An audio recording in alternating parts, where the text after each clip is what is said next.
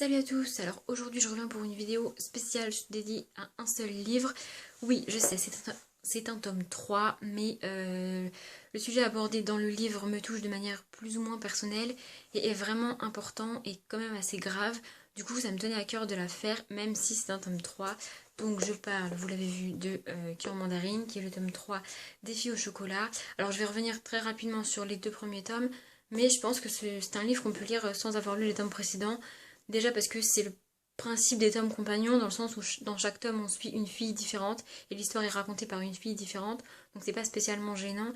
Et puis vu le sujet, je pense vraiment qu'on peut le lire tout seul sans avoir lu les livres d'avant. Surtout que c'est de la jeunesse, du coup on rate pas vraiment. Enfin, c'est pas qu'on rate pas grand chose, les autres livres sont bien, mais c'est pas dramatique si on n'a pas lu les tomes précédents. Donc le tome 1 c'est Cœur Cerise. On y rencontre Cherry qui est. Je crois qu'elle a 13 ans, mais je suis pas certaine. Mais je pense qu'elle a 13 ans. Et j'ai vraiment adoré le tome 1. Parce que je me suis énormément identifiée à Cherry. Donc l'histoire c'est que elle vit seule avec son père, sa mère est partie ou elle est pas morte je crois, elle est partie. Et au début du livre, son père lui annonce qu'ils vont déménager, ils vont aller vivre avec la femme avec laquelle il sort et sa famille à elle en fait. Et donc voilà, ensuite Chérie dans son déménagement, elle débarque dans une nouvelle maison, une nouvelle famille. Et elle doit s'adapter et il y a d'autres histoires évidemment, des histoires d'ados, mais qui quand on les lit à mon âge ou un petit peu plus âgé que Thierry, enfin moi, ça m'a rappelé mon adolescence en fait. Je me suis vraiment beaucoup retrouvée en Thierry et je me suis demandé si l'auteur, je me suis rendu compte que j'étais pas du tout originale et qu'il y avait d'autres gens qui avaient vécu comme moi. Donc ça c'est pour le tome 1. Et ensuite j'ai lu le tome 2. Donc le tome 2 c'est Cœur Guimauve, on y suit Sky. Elle fête ses 13 ans au cours du tome, ça c'est sûr, oui. Et j'ai détesté ce tome-là, vraiment. J'ai pas du tout accroché à Sky. Il y a une espèce d'histoire de fantôme à laquelle j'ai vraiment pas du tout accroché, j'ai pas du tout aimé. Et en plus il y a des... Enfin, le comportement de Sky m'a énervé parce que c'est le genre de personne qui passe son temps à se plaindre des autres, qui dit qu'elle voudrait que les choses changent, qu'elle aime pas comment ça se passe, mais qu'elle fait jamais rien pour que ça change, elle ne dit jamais rien, elle ne s'exprime pas en fait. Et quand on lit un livre en entier où le personnage ne fait que se plaindre mais n'agit pas, et ben moi ça m'a juste énervé. En plus de ça, il y a deux trois fois dans le livre des remarques du genre t'as 13 ans, t'as pas de petite amie, t'as raté ta vie. Alors oui, je vais placer mon petit message féministe, mais bon, peu importe l'âge qu'on a, c'est pas parce que t'as pas de copain ou de mari ou de je sais pas quoi que t'as raté ta vie. Enfin, je veux dire que tu sois une fille ou un garçon, c'est pas comme ça que ça se définit ta vie. Enfin voilà, ça m'a vraiment énervée. Mais j'ai quand même terminé le tome, d'une part parce que j'avais déjà acheté le tome 3 en même temps que le tome 2, et aussi parce que j'avais vraiment adoré le tome 1, et puis je me suis dit c'est que Sky que j'aime pas, peut-être qu'avec les autres personnages et les autres filles ça ira mieux. Donc je l'ai difficilement terminé, mais je l'ai terminé. Et ensuite je me suis attaquée, un petit peu de temps après quand même, à Cœur Mandarine. J'avais peur parce que dans celui-ci on suit Summer, donc je l'ai lu au mois de juillet, j'étais totalement dans le tome, dans le thème. Bon là je suis plus trop dans le thème parce que je suis en retard, mais bref. Et j'avais peur parce que, sans en dire trop, Summer est très proche de Sky, elles ont le même âge, et j'avais vraiment peur. Mais en fait j'ai une nouvelle fois adoré ce tome là parce que je me suis un petit peu retrouvée en Summer. Donc je vais un tout petit peu spoiler l'histoire, pas vraiment énormément, mais je suis obligée de dire de quel sujet et quelle maladie est abordée dans ce tome, parce que c'est un sujet très difficile et une maladie très compliquée à gérer pour l'entourage de la personne en fait surtout. Euh, et Cathy Cassidy l'a abordé d'une manière que je trouve vraiment magistrale. Elle a réussi à aborder ce thème compliqué de manière simple sans pour autant dénaturer la maladie et la gravité de la maladie. Donc Summer est danseuse, fait de la danse classique, donc ça on l'apprend dans les tomes précédents si vous les avez lus. Et dans ce tome-là, elle va se mettre à surveiller ce qu'elle mange, puis à ne plus manger pour ressembler à la danseuse type qu'elle voit dans sa tête. Donc évidemment, ça parle d'anorexie. Alors j'ai dit au début de la vidéo que c'était un sujet qui me touchait de manière personnelle. Je ne suis pas anorexique et je ne l'ai jamais été. Je vais donner rapidement ma définition de l'anorexie parce que je me suis un petit peu renseignée sur le sujet pour avoir une vraie définition. Et en fait, la seule définition qu'on a, c'est trouble de l'alimentation. Donc je trouve ça un peu vague. Pour moi, l'anorexie, c'est le fait de se priver de nourriture avec pour objectif de maigrir et parce qu'on est gêné par son corps et parce qu'on veut modifier son corps. Pour moi, c'est ça l'anorexie.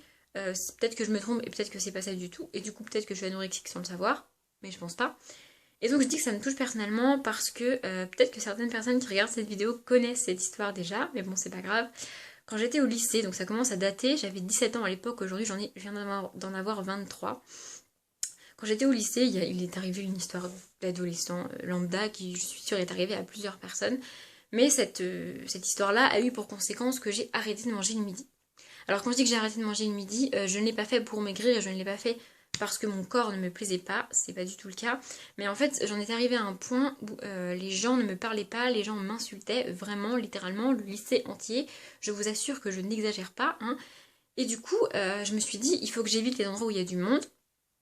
Et donc j'ai arrêté d'aller à la cantine parce que c'était un endroit où il y avait beaucoup de monde et me retrouver assise à une table toute seule avec tout ce monde autour qui parle et qui parfois me critique, parfois m'insulte. C'était juste pas possible. Donc j'ai arrêté d'aller à la cantine et la conséquence a été que j'ai arrêté de manger. Alors je raconte tout ça, c'est un peu ma vie, mais parce qu'en fait, moi j'ai compris ça dans le tome et je comprends totalement que les personnes qui ne se sont jamais privées de nourriture et qui donc sont tout à fait normales, ne comprennent pas comment le corps humain peut, au bout d'un moment, arrêter de demander ce dont il a besoin. Mais je vous assure qu'au bout d'une semaine, à peine 2 semaines, allez, on va être gentil, 2 semaines, quand vous avez habitué votre corps à ne pas manger le midi, alors moi je mangeais le matin et le soir, bien sûr, mais je l'avais habitué à ne pas manger le midi. J'avais pris cette habitude de ne plus manger le midi, et très rapidement, mon corps a arrêté de me demander à manger le midi. Mon corps ne me disait plus qu'il avait besoin de nourriture, et donc du coup, je n'avais plus faim. Et encore aujourd'hui, je me bats certains midis pour manger parce que 6 ans après, ça fait 6 ans quand même, mon corps ne me demande pas à manger le midi. Mon corps ne me dit pas qu'il a faim. Je n'ai pas faim, je n'ai pas envie de manger, je n'ai pas besoin de manger. Alors en fait, si, j'ai besoin de manger, mais comme j'en ai pas envie, c'est compliqué. Et c'est pour ça que cette maladie est difficile à gérer pour l'entourage parce que les gens ont du mal à comprendre comment c'est possible et comment tu peux ne pas avoir faim.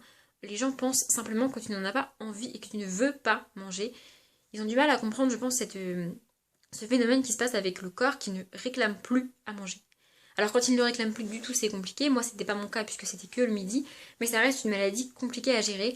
Et ici, je trouve que je l'ai dit, c'est magistral parce que c'est Summer qui nous raconte son histoire. C'est elle qui parle, c'est elle qui nous parle. On est avec elle tout le temps, du début à la fin. Donc on est avec cette personne qui se prive de nourriture.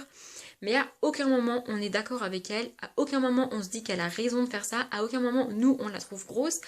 Enfin, on sait que c'est mal, on sait qu'elle est maigre, on sait que c'est pas bien, on sait qu'elle devrait pas faire ça, on sait qu'elle a tort, et pourtant c'est elle qui raconte l'histoire. Donc je trouve que l'auteur a réussi à faire ça, et je trouve que c'est vraiment une prouesse en fait, parce que c'est un livre qui est destiné à la jeunesse, donc à des ados, à des pré-ados qui ont l'âge de Summer, et à aucun moment ça ne va donner envie à ces ados de faire ça, surtout qu'à la fin, évidemment, son entourage s'en rend compte et veut l'aider.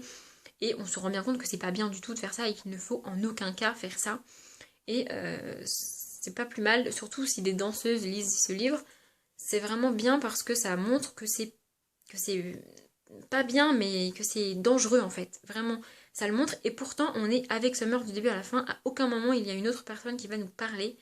Et je trouve d'avoir réussi à faire ça, je trouve que c'est vraiment, vraiment méconnaissable. Enfin, pas méconnaissable, mais reconnaissable et admirable. Voilà, c'est ça le mot que je cherchais, admirable. Donc, encore une fois, c'est un tome 3, certes. Si les tomes d'avant vous tentent, pourquoi pas, lisez-les, parce que j'ai pas aimé Cœur Guimauve, mais d'autres personnes l'ont sûrement aimé autant que j'ai pu aimer Cœur Cerise, et autant que j'ai pu aimer Cœur Mandarine. Et même si vous voulez pas lire les tomes d'avant et que c'est un sujet qui vous intéresse, lisez-le. Même si c'est pour la jeunesse, je trouve que c'est vraiment traité de manière juste. C'est ça en fait. J'ai jamais lu d'autres livres qui traitent de ce sujet. Je cherche, mais j'en vois pas. Et je pense que j'en lirai plus. Je suis pas certaine, mais je pense que j'en lirai plus. Et donc voilà, si vous voulez le lire, lisez-le. Si c'est un sujet qui vous intéresse, allez-y. Si c'est un sujet qui vous intéresse pas, bah tant pis, mais voilà, ce livre parle de ça et je voulais vraiment, vraiment en parler. Je vais m'arrêter là parce que sinon je suis capable de blablater encore pendant très très longtemps et c'est pas le but de la vidéo de blablater, c'était vraiment de faire passer le message que j'ai déjà fait passer. Donc voilà, si vous l'avez lu, je serais ravie d'en discuter avec vous, vraiment, du livre, pas forcément de ma vie à moi, mais juste du livre.